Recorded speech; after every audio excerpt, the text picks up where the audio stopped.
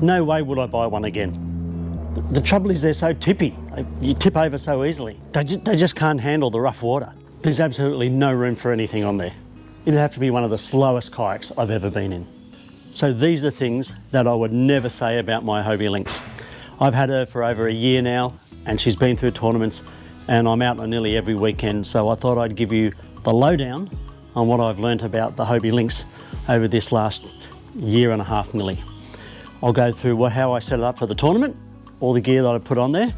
There's pros and there's cons for everything, and I'll go through them all. I'm not going to sugarcoat anything. I'll call it out as I see it. And this is my opinion, and like I said, I'm on it nearly all the time. So let's get a bird's eye view of this craft, eh? So here we have a beautiful setup, works really well. So what are the dimensions of this thing? Well, it's 3.35 meters long, or about 11 feet, and width-wise, it's 91.4 centimeters, so or 3 feet. And weight is 20 kilos, or 20.4 kilos, or something like that is. So here's my kayak, all set up for the tournament. So let's have a quick rundown of what I have on this beast of a machine, and we'll start at the pointy end here. So this is my Hobie soft kayak cooler bag, which I have tethered to the bungee straps at the front here, just with these little carabiner clips. She ain't going anywhere. Obviously I've got my net on here as well. This is tethered, so I'm never going to lose it. Okay, at the front here I have my camera, because I have a camera working at the front, and this cord here just goes down in the bag, is where I have my battery to power it all day. I have my sounder, I have my Hobie gear bin, that's where I keep my drink and my lip grips. I have my rod holder here. Over on this side and under the seat is where I have my tackle, because this is what I've culled down to. One box for hard bodies, jig heads, soft plastics, blades and vibes over there. That's all I need. Obviously this handle you can switch over onto the other side if you wanted to.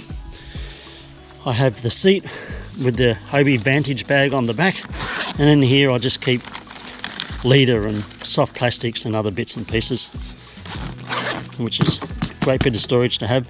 Of course the Hobie Live Well. Oh, and on the back here, this is where my battery is. If you watched any of my other videos on the kayak, you would have seen how I just put a piece of conduit on the seat down here. That clips on and it's not going anywhere. Keeps it out of the water. I have another camera up here.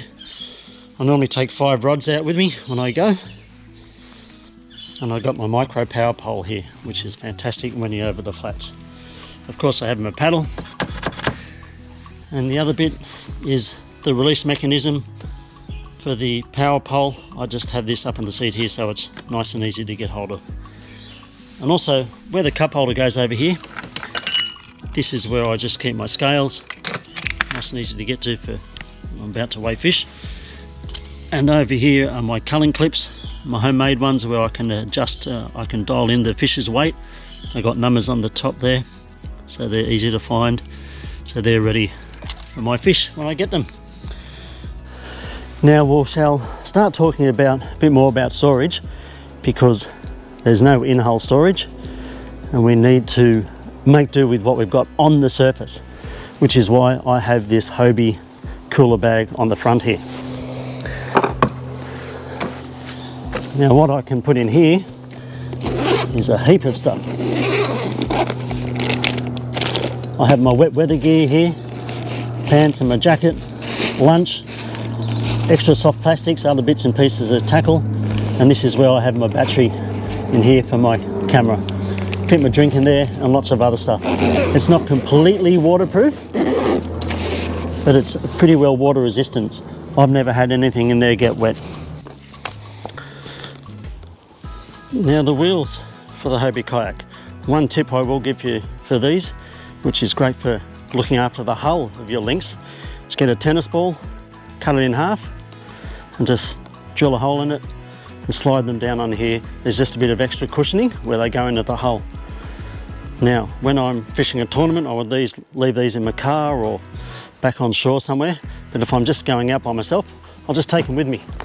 I'll just pop them straight on the bag like that, and then I have just a belt like this, which I just easily clip on the front there, through the wheels a couple of times, clip it on there, and she's ready to go. Then I can just get my net, set her straight up on there on those wheels, and it's nice and easy to reach. Now let's talk about handling of the kayak. I've seen reports and heard a lot of people say that it's the fastest kayak that's going. I don't think that's the case. It is very quick, yes it is. However, I would say that would be if it was completely flat lake. This thing just shoots across the top of the water if there's no ripples or waves. However, in most of the places that we fish in our tournaments, there are some waves and sometimes it can get quite rough. The Outbacks and the PAs slice through the water a bit better. So I would say if it's a little bit rough, this is marginally slower.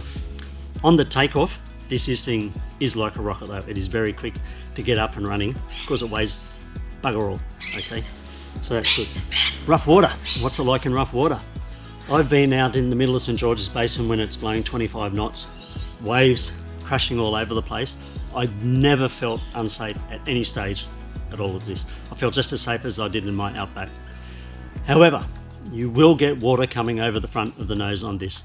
Where an Outback and a PA will slice through the water and the waves, this thing punches through them. So you will get water coming over the front here. So it's pretty essential that you have your tackle boxes, which I have underneath, waterproof ones to keep them nice and safe. All right.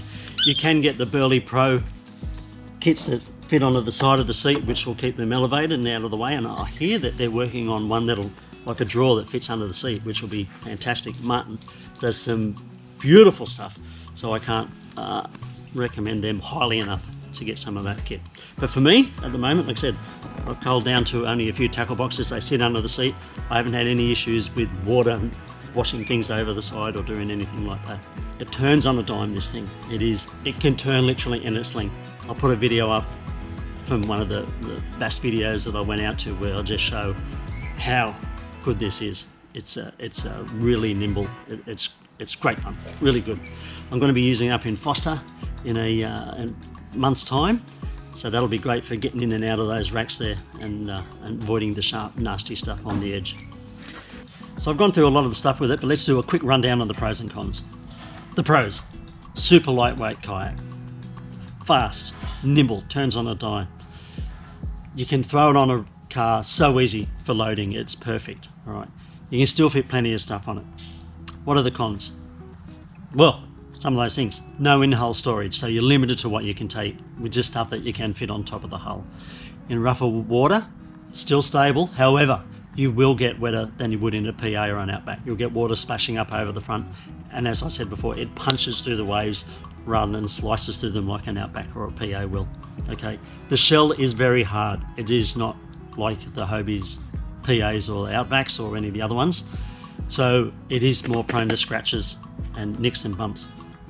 I have a big piece of carpet which I take with me wherever I want, so that if I need to lay it down on the ground, I can sit it down on that just to protect the hull. Little simple things like that means it'll last you a long time still. Other cons, that's about it. Not many at all. If I had to choose between an Outback and a Lynx, the Lynx would win it for me. The main thing is that I use this every week.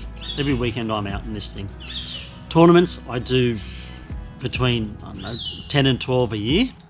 Okay, and Outback is, yes, there's more storage in the hull. However, just the ease of using these Lynxes is fantastic. If you want to get out and test one, contact James Kilpatrick from Hunter Watersports. He will organise a demo for you. But I must warn you, if you have a go on one of these, you might think, I'm going to get one. So be prepared to spend some money. They're well worth it. I think they're a fantastic tournament kayak. More and more people are starting to use them for tournaments now as well. So I'm going to show you now actually how I put the kayak up on the roof. So what I've also done is on the roof racks, I've put some foam on, just taped it on, just stops any scratching against the hard roof racks. And now I'll get the kayak and show you what I need to do with it. The other bit of kit that I said that I had was an old piece of carpet. This stops the kayak from getting scratched on the side, so when I'm about to load on the car, for instance, I'll just put that down there. I can sit the kayak on the side, no scratches whatsoever. Now I'll get the kayak and we'll load it on. So I brought the kayak out of the garage, nice and light. Can't do this with the PA. I just sit it down on there, no scratches on here.